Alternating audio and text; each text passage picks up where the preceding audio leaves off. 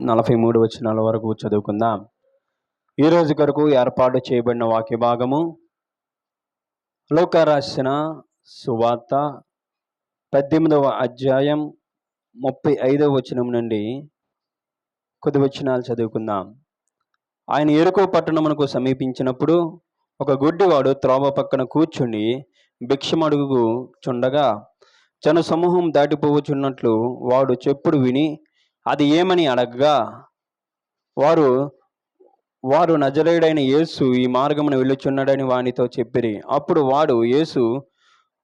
వాడు యేసు దావీదు కుమారుడా, నన్ను కరుణించుమని కేకలు వేయగా ఊరుకునమని ముందర నడుచున్న వారు వాణ్ణి గద్దించిరి. గాని వాడు మరి ఎక్కువగా దావీదు కుమారుడా, నన్ను కరుణించమని కేకలు వేసెను. అంతట యేసు నిలిచి వాని యొద్దకు తీసుకుని రమ్మని అనెను. వాడు దగ్గరకు వచ్చినప్పుడు ఆయన నీకేమి చేయగోరుచున్నావని అనెను. యేసు పొందుచున్నామని నీ విశ్వాసమునకు స్వస్థత పొందుచున్నామని చెప్పి ఆయన అన్నప్పుడు యేసు నీ విశ్వాసము నిన్ను స్వస్థపరిచినని వానితో చెప్పును. వెంటనే వాడు చూపు పొంది దేవుని మహింపరచుచు ఆయనను వెంబడించును. ప్రజలందరూ అది చూచి దేవునికి స్తోత్రము చేసిరి. దేవుని స్తోత్రం. హల్లెలూయా, హల్లెలూయా. ఇక్కడ కనబడే వ్యక్తి ఎవరు పేరారా? ఇక్కడ కనబడుతున్న వ్యక్తి ఎవరండి? ఇక్కడ కనబడుతున్న వ్యక్తి ఎవరు పేరారా? 35వ వచనం చదువుకుందాం.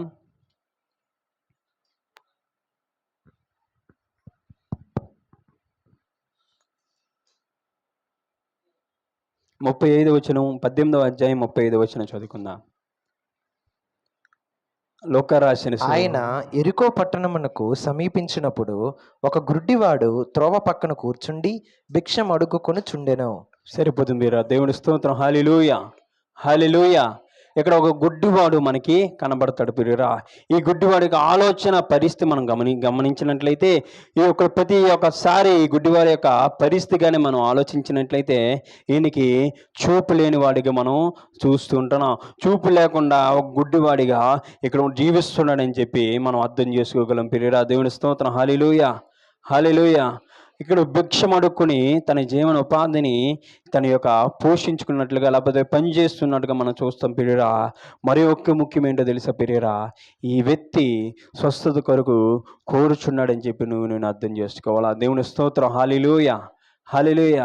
తన యొక్క జీవితంలో ఒక అంధకార సమయంలో తన యొక్క జీవితంలో ఒక చీకటికరమైన సంబంధం ఉంటున్నప్పుడు ఆ రీతిగా జీవిస్తున్నప్పుడు ఈ గుడ్డివాడు తనలో ఏదైనా ఒక స్వస్థత దొరుకుతుందని చెప్పి ఆశపడే వ్యక్తిగా ఎవరైనా ఉన్నాడంటే ఏదైనా దొరుకుతుందని చెప్పి దాని పొడుగున కూర్చుని భిక్షమడుక్కునే వ్యక్తిగా ఆ భిక్షవాడిని లేకపోతే గుడ్డివాడిని మనం చూస్తాం పిరియడా. దేవుని స్తోత్రం. హల్లెలూయా, హల్లెలూయా, హల్లెలూయా.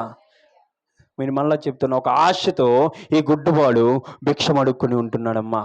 ఒక ఆశతో నాకు ఏదైనా దొరుకుతుందని చెప్పి నాకు కావాల్సింది ఏదైనా ఒక వస్తువు కానీ లేకపోతే ఏదైనా ఆహారం కానీ లేకపోతే ఏదైనా అనేకమైన పరిస్థితులను బట్టి నాకున్న వ్యాధిని బట్టి లేకపోతే నాకున్న స్వస్థతను బట్టి అస్వస్థతను బట్టి నాకు ఏదైనా దొరుకుతుందని చెప్పి ఎదురుచూపు ఈ గుడ్డివాడు చూస్తున్నాడు పిరియరా.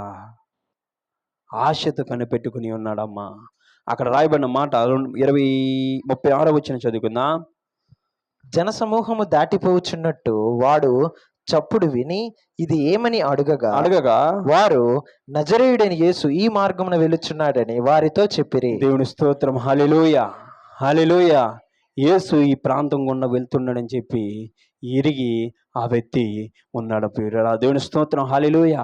ఒక ఆశతో వాంఛతో గుడ్డివాడు ఎదురు చూస్తున్నాడు. అమ్మ, ఈ రాత్రికాల సమయంలో నీ యొక్క ఆశ వాంఛ ఏమైతే ఉందో నాకైతే తెలియదు, కానీ దేవుడు మాట్లాడుతున్నాడు. ఏంటో తెలుసా ప్రియులారా, ఆకలిగా ఉన్న ప్రతి ఒక్కరిని కూడా దేవుడు సేద తీర్చనని చెప్తున్నాడు. ఏ ఆకలితో ఉన్నా సరే నా దేవుడు సేద తీర్చడానికి సమర్థుడని చెప్పి దేవుడు జీవిస్తున్నాడు. అమ్మ, దేవుని స్తోత్రం. హల్లెలూయా. నేను మరొకసారి చెప్తున్నా, నువ్వు ఏ రీతి ఆకలితో ఉన్నావో నాకైతే తెలియదు, కానీ నీకు ఆహారం లేనిలేమా, లేకపోతే వస్తువులు లేనిలేమా, లేకపోతే అనారోగ్యంతో ఉన్నలేమా, లేకపోతే రోగంతో చుట్లాడుతున్నలేమా, కానీ నీకున్న కష్టం బట్టి దేవుడు మాట్లాడుతున్నాడు. ఏంటో తెలుసా ప్రియరా, నువ్వు ఆశించినట్లయితే అది నీకు దొరుకుతుందని చెప్పి నువ్వు గ్రహించాలమ్మా. అది దేవునిలో మాత్రమే దొరుకుతుందని కూడా గ్రహించాలా. దేవుని స్తోత్రం, హల్లెలూయా. ఈ గుడ్డివాడు బట్టి, ఈ గుడ్డివాడి పరిస్థితి బట్టి, ఈ గుడ్డి యొక్క జీవితాన్ని బట్టి దేవుడు నేర్పుతున్న 3 పాఠాలని, లేకపోతే 3 విషయాల్ని దేవుడు మన మధ్యన ఉంచాలని చెప్పి దేవుడు ఆశపడుతున్నాడు. మొట్టమొదటి విషయం ఏంటో తెలుసా ప్రియరా, ఈ గుడ్డివాడు యేసు ఎవరో సంపూర్ణంగా ఎరిగి ఉన్నాడమ్మా. దేవుని స్తోత్రం, హల్లెలూయా. 36 వచనం చదువుకున్నట్లయితే, ఈ జనసమూహము దాటిపోయినప్పుడు వాడు చెప్పుడు విని ఇది ఏమని అడగగా వారు నజరేయుడైన యేసు ఈ మార్గమున వెళ్ళుచున్నాడని వానితో చెప్పి. దేవుని స్తోత్రం, హల్లెలూయా, హల్లెలూయా, హల్లెలూయా. ఈయన చెప్పిన వెంటనే ఈయన యొక్క రియాక్షన్ ఏంటో తెలుసా ప్రియరా, 37వ వచనం, 38వ వచనం. అప్పుడు వాడు యేసు దావీదు కుమారుడా నన్ను కరుణించమని కేకలు వేసిరి. దేవుని స్తోత్రం, హల్లెలూయా, హల్లెలూయా. మొట్టమొదటి విషయం ఏంటో తెలుసా ప్రియరా, గుడ్డివాడు యేసుక్రీస్తుని ఎరిగి ఉన్నాడమ్మా. యేసుక్రీస్తు ఎవరో సంపూర్ణంగా తెలుసుకున్న వ్యక్తిగా ఈ గుడ్డివాడు కనిపిస్తున్నాడమ్మా. ఏ రీతిగా తెలుసుకున్నాడో తెలుసా ప్రియురా, ఈయనకు చూపు లేకపోయినా వెనికిడి స్థితితో ఆయన చేసిన కార్యాలను వినపడుతున్నప్పుడు, ఆయన చేసిన కార్యాలు ఇతరుల వారు ఒకరికొకరు చెప్పుకుంటున్నప్పుడు ఆ కార్యాలను ఎరిగి ఈయన ఏం చేసి ఉన్నాడో తెలుసా ప్రియురా, యేసుక్రీస్తు వారి వద్ద ఏదో దొరుకుతుందని చెప్పి ఆశపడి ఆయన సంపూర్ణంగా తెలుసుకోగలిగాడు ప్రియురా. దేవుని స్తోత్రం, హల్లెలూయా. నా మాటలు అర్థమవుతున్నాయి ప్రియురా. దేవుడు ఈ గుడ్డివాడికి ఒక చూపు లేకపోయినా, ఈ గుడ్డివాడు అర్థం చేసుకోలేని పరిస్థితి లేకపోయినా, ఈ గుడ్డివాడు యేసుక్రీస్తు ఎలాగుంటాడో, రూపం ఏ రీతిగా ఉంటుందో, శరీరం ఏ రీతిగా ఉంటుందో సంపూర్ణంగా ఎరగనప్పటికి కూడా ఇతరులు చెప్పుకుంటున్న మాటలు విని, ఇతరులు చేసిన కార్యాలు, యేసుక్రీస్తు వారి కార్యాలు చేసిన కార్యాలు ఒకరికొకరు చెప్పుకుంటూ ఉంటే ఆ కార్యాలు విని ఈయన యేసుక్రీస్తుని ఎరిగగలిగాడు ప్రియురా, యేసుక్రీస్తు వారిని తెలుసుకోగలిగాడు ప్రియురా. ఈనాడు నా జీవితాలు ఏ రీతిగా ఉన్నాయో అర్థం చేసుకోవడానికి ప్రయత్నించండి ప్రియురా. దేవుని స్తోత్రం, హల్లెలూయా, హల్లెలూయా. ఆయన కార్యాలు ఎరిగిన నీవు, ఆయన సంపూర్ణంగా అర్థం చేసుకున్న నువ్వు నేనేం చేస్తున్నావు తెలుసా ప్రియురా, అంధకారంలో జీవిస్తున్నావేమో నేను గ్రహించాలా. దేవుని స్తోత్రం, హల్లెలూయా, హల్లెలూయా. నీ జీవితాన్ని ఇంతవరకు నడిపించిన దేవుడు నువ్వు ఇప్పుడు చీకట్లో ఉండిపోయావంటే, ఇప్పుడు అంధకార సంబంధమైన శక్తులతో నువ్వు పోరాడుతున్నావంటే, లేకపోతే ఏమి జరుగుతుందని చెప్పి ఒక భయంతో నువ్వు జీవిస్తున్నావంటే, దేవుడు మాట్లాడుతున్నాడు ఏంటో తెలుసా ప్రియురా, ఇంతవరకు నడిపించిన నేను ఇంకా ముందును కూడా నడిపించగలనని చెప్పి నన్ను ఎరగమంటున్నాడమ్మా. దేవుని స్తోత్రం, హల్లెలూయా. ఆ గుడ్డివాడు ఎరిగిన రీతిగా, యేసుని సంపూర్ణంగా అర్థం చేసుకున్న రీతిగా నన్ను అర్థం చేసుకోమంటున్నాడమ్మా. దేవుని స్తోత్రం, హల్లెలూయా. నా మాటలు అర్థమవుతున్నాయా? ఆ గుడ్డివాడు చీకటిలో జీవిస్తున్నాడు, ఆ గుడ్డివాడు అంధకారంలో జీవిస్తున్నాడు, ఆ గుడ్డివాడు భిక్ష మడుక్కుంటూ జీవిస్తున్నాడు. అయితే నేనేం చేస్తున్నాము తెలుసా ప్రియురా, ఆయన సంపూర్ణంగా ఎరిగి, ఆయన సంపూర్ణంగా ఎవరు అర్థం చేసుకున్నప్పుడు కూడా నేను ఆ జీవితాలు చీకట్లో ఉండిపోయినట్లయితే, ఆ గుడ్డివాడు చెబుతున్న మాట ఏంటో తెలుసా ప్రియురా, నేను అర్థం చేసుకున్నట్టుగా నన్ను అర్థం చేసుకోమంటున్నాడమ్మా. దేవుని స్తోత్రం, హల్లెలూయా, హల్లెలూయా. ఆయన సంపూర్ణంగా దేవుడిని, లేకపోతే యేసుక్రీస్తుని అర్థం చేసుకుని ఎరగగలిగాడు ప్రియురా. దేవుని స్తోత్రం, హల్లెలూయా, హల్లెలూయా. అంతేకాదు కానీ ఆ గుడ్డివాడు చేసిన పని ఏంటో తెలుసా ప్రియురా, ఈ గుడ్డివాడు అయితే ఏం చేశాడు తెలుసా ప్రియురా, ఆయన కనపడగానే ఆయన స్తుతించడం మొదలుపెట్టాడు. 38వ వచనం, ఆయన వస్తున్న మార్గంలోనే వినపడగానే ఆయన్ని యేసుక్రీస్తు వారిని, సంపూర్ణమైన దేవుణ్ణి స్తుతించడం మొదలుపెట్టాడు. 38వ వచనం చదువుకున్నట్లయితే, అప్పుడు వాడు యేసు దావీదు కుమారుడా కరుణించమని కేకలు వేశాడు. ఆయన ఏమంటున్నాడు తెలుసా ప్రియురా, దావీదు కుమారుడు అని చెప్పి ఆయన యేసుక్రీస్తు వారిని దేవుని స్తుతించుతున్నాడు ప్రియురా. దేవుని స్తోత్రం, హల్లెలూయా, హల్లెలూయా, హల్లెలూయా. ఎందుకో తెలుసా ప్రియురా, ఆయన దావీదు వంశంలో పుట్టినవాడని చెప్పి ఈ గుడ్డివాడు ఎరిగాడమ్మా. దేవుని స్తోత్రం, హల్లెలూయా, హల్లెలూయా. అంతెందుకండి, మనకి ఎన్ని గోత్రాలు ఉన్నాయి, ఇశ్రాయేలు ప్రజల్లో ఎన్ని గోత్రాలు ఉన్నాయి. గోత్రాల గురించి కూడా మనం మాట్లాడుకోవడం జరిగింది. 12 గోత్రాల్లో 12 గోత్రాలు మనకి దయచేసినప్పుడు దావీదు గోత్రంలో ఈ వ్యక్తి మనకి యేసుక్రీస్తు జన్మించబడ్డాడమ్మా. దేవుని స్తోత్రం, హల్లెలూయా. ఆ యొక్క గోత్రాన్ని, లేకపోతే దావీదు కుమారుడు ఈ దావీదు గోత్రాన్ని సృష్టించమండి, లేకపోతే దావీదు గోత్రాన్ని తీసుకొచ్చి, దావీదు కుమారుడా నన్ను కరుణించండి అయ్యా, నన్ను కాపాడండి అయ్యా అని చెప్పి దేవుని స్తుతిస్తున్నాడమ్మా. దేవుడి స్తోత్రం, హల్లెలూయా. నేను దేవుని స్తుతిస్తున్నామా. నీ యొక్క జీవితాన్ని ఎంతవరకు నడిపించాడు కదా దేవుడు.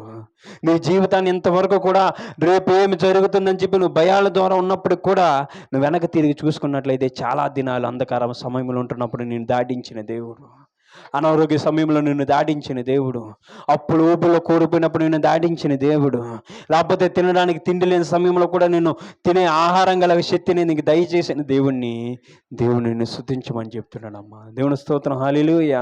ఈ గుడ్డివాడి జీవితంలో కార్యం జరిగింది అంటే, ఈ గుడ్డివాడి జీవితంలో ఒక సంపూర్ణమైన స్వస్థత పొందుకున్నాడంటే మొట్టమొదటి విషయం ఏంటో తెలుసా పిరిగిరా, ఆయన యేసుక్రీస్తుని సంపూర్ణంగా తెలుసుకొని, రెండో విషయం ఏంటో తెలుసా పిరిగిరా, ఆయన స్తుతించడం మొదలు పెడుతున్నాడమ్మా. దేవుని స్తోత్రం, హల్లెలూయా, హల్లెలూయా. 38వ వచనం చదువుకున్నట్లయితే, ఇప్పుడు వాడు యేసు దావీదు కుమారుడా నన్ను కరుణించమని కేకలు వేయగా ఊరుకొండమని ముందర నడుచుచుండు వారు వానిని గద్దించిరి గాని, శోధన వచ్చినప్పటికి కూడా స్తుతిస్తున్నప్పుడు, దేవుని అందులో దేవుని బిడ్డగా నువ్వు నేను జీవిస్తున్నప్పుడు, దేవుని స్తుతిస్తున్నప్పుడు, కీర్తిస్తున్నప్పుడు, శోధన వచ్చినప్పటికి కూడా ఈ గుడ్డివాడు ఏం చేస్తున్నాడు తెలుసా బిడ్డరా?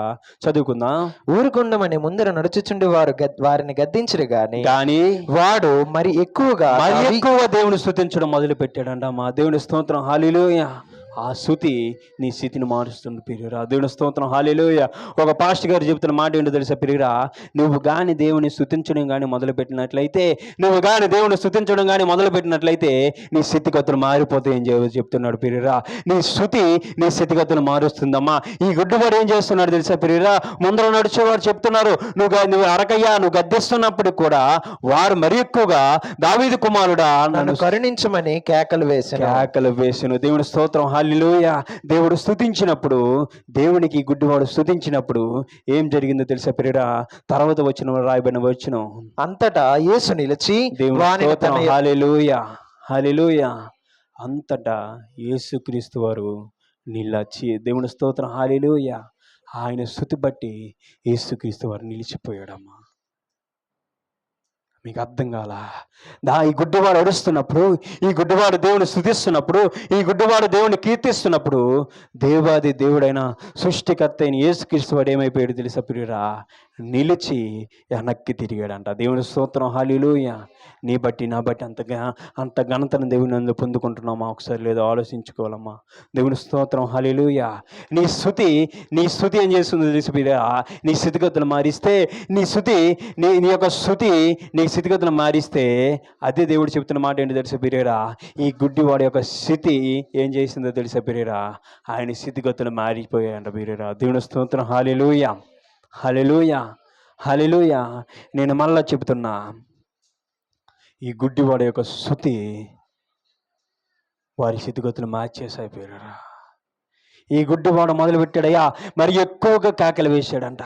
ముందు వారు నడుచుచున్నప్పుడు వీడు కేకలు వేయొద్దని చెప్పినప్పుడు కూడా మరి ఎక్కువగా దావీదు కుమారుడా నన్ను కరుణించని దేవుని స్తుతించినప్పుడు వారి స్థితిగతులు మారిపోయాడు పిరిరా. ఈ గుడ్డివాడు చూపు పొందుకున్నాడమ్మా, ఈ గుడ్డివాడు స్వస్థత పొందుకున్నాడమ్మా. నీ యొక్క స్తుతి నీ స్థితిగతులు మారుస్తుంది.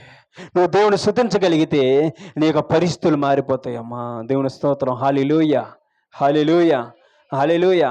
మొదటి విషయం ఏంటి?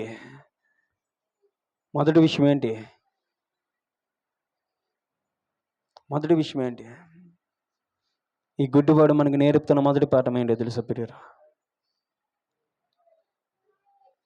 ఈ గుడ్డివాడు మనకు నేర్పుతున్న పాఠము, యేసుక్రీస్తు వారిని సంపూర్ణంగా ఎరగగలిగాడమ్మా. రెండోది, యేసుక్రీస్తు వారిని స్తుతించగలిగాడమ్మా. మూడోది ఏంటో తెలుసా ప్రియురా? ఆ గుడ్డివాడు యేసుక్రీస్తు వారికి ఈ స్వస్థత కావాలని చెప్పి అడిగాడు ప్రియురా. దేవుని స్తోత్రం, హల్లెలూయా. 30 వచనం అనుకుంటా, 40 వచనం అనుకుంటా. అంతటి యేసు నిలిచి వారిని తన యొద్దకు తీసుకుని రమ్మనెను. వాడు దగ్గరకు వచ్చినప్పుడు ఆయన నేను నీకేమి చేయగోరుచున్నానని అడగగా వాడు ప్రభువా చూపు పొందగోరుచున్నాను, నేను నాకు చూపు కావాలయ్యా అని చెప్పి యేసుక్రీస్తు వాడికి అడిగాడమ్మా. దేవుని స్తోత్రం, హల్లెలూయా, హల్లెలూయా. అడుగుడి మీకు, వెతుకుడి మీకు, తట్టుడి మీకు, అడిగితే తప్ప దేవుడు నీ జీవితాల్లో కార్యాలు జరిగించడు. నువ్వు అడిగితే తప్ప దేవుడు నీ జీవితంలో కార్యాలు జరిగించడమ్మా. ఈ గుడ్డివాడు ఏం చేస్తున్నాడు తెలుసా ప్రియురా? దావీదు కుమారుడా నన్ను కరుణించని చెప్పి అడిగినప్పుడు యేసుక్రీస్తు వారు ఒక యొక్క శృతికి ఆగి, తన యొక్క కేకలకు ఆగి నిలిచి తన వద్దకు తెమ్మని చెప్పి శిష్యులతో చెప్పినప్పుడు, తన వద్దకు వచ్చినప్పుడు గుడ్డివాడితో అడుగుతున్న మాట, నేను ఏమి చేయగూర్చునని ఆయనతో అడిగినప్పుడు, ఆ గుడ్డివాడికి అడిగినప్పుడు ఆ గుడ్డివాడు అంటున్న మాట, నాకు చూపు కావాలయ్యా, నాకు చూపు పొందగోరుచున్నానయ్యా అని చెప్పి అడిగాడమ్మా. అడుగుడి మీకు ఇయ్యబడును, వెతుకుడి మీకు దొరుకును. నీ స్థితిగతులు ఆయనకి ఏంటో తెలుసు. అయినప్పుడు కూడా నేను అడిగితే, నువ్వు అడిగితే ఆయన ఇచ్చే దేవుడై ఉన్నాడు. నువ్వు సంపూర్ణంగా స్వరము తెరిచి సంపూర్ణంగా దేవుణ్ణి అందు విశ్వాసం ఉంచి అడిగితే తప్ప ఆయన ఇచ్చే దేవుడు కాదమ్మా. ఆయన ఇస్తే ఆకాశ వాకిట్లు ఇప్పినంత మరింత విస్తారంగా దేవుడిని కుమ్మరించగలిగే దేవుడు. దేవుడి స్తోత్రం. హల్లెలూయా, హల్లెలూయా. 41 చదువుకుందాం. 41 వచనం. యేసు చూపు పొందుము, నీ విశ్వాసము నిన్ను స్వస్థపరచునని వారితో చెప్పెను. నీ విశ్వాసము నిన్ను స్వస్థపరచునని వానితో చెప్పెను. సరిపోతుంది ప్రియరా. దేవుని స్తోత్రం. హల్లెలూయా, హల్లెలూయా. మరొక విషయం ఏంటో తెలుసా ప్రియరా? నీ విశ్వాసం నీకు స్వస్థత పొందడానికి ఆధారపడుతుందమ్మా. దేవుని స్తోత్రం. హల్లెలూయా. నీ యొక్క విశ్వాసం, మీ గుడ్డివాడి విశ్వాసం ఏం చేసిందో తెలుసా పిల్లరా? స్వస్థతకు ఆధారం అయితే నీ యొక్క విశ్వాసము నీ ఆశీర్వాదం కారణమవుతుంది.